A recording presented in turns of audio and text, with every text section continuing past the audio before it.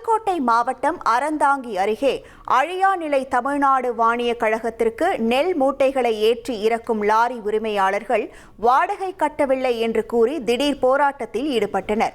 புதுக்கோட்டை மாவட்டம் அறந்தாங்கி அருகே அழியாநிலை தமிழ்நாடு வாணிய கழகத்திற்கு நெல் மூட்டைகளை ஏற்றி இறக்கும் லாரி உரிமையாளர்கள் வாடகை கட்டவில்லை என்று கூறி திடீர் போராட்டத்தில் ஈடுபட்டனர். இதனால் 100 லாரிகளுடன் நெல் மூட்டைகள் தேக்கமடைந்துள்ளன. அறந்தாங்கி புதுக்கோட்டை சாலையில் அழியாநிலை என்ற இடத்தில் தமிழக அரசின் வாணிய கழகத்திற்கு சொந்தமான நெல் மூட்டைகள் பாதுகாப்பாக வைக்கப்படும் குடோன் உள்ளது.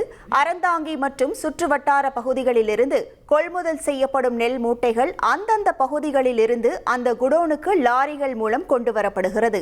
இந்த நிலையில் நெல் மூட்டைகள் குடோனுக்கு கொண்டு வரப்பட்ட நிலையில் லாரி உரிமையாளர்களுக்கு குறைவான வாடகை கொடுத்தும் லாரி டிரைவர்களுக்கு வழங்கக்கூடிய படிக்காசை வழங்காமல் டெண்டர் எடுத்த நிறுவனம் செய்து வந்ததால் போராட்டம் ஈடுபட்டனர். இதனால் நெல் மூட்டைகள் குடோனுக்குள் வராமல் குடோன் வாசலிலேயே லாரிகளுடன் நெல் மூட்டைகள் தேக்கமடைந்துள்ளன. இனி செல்லும் இடமெல்லாம் செய்தி.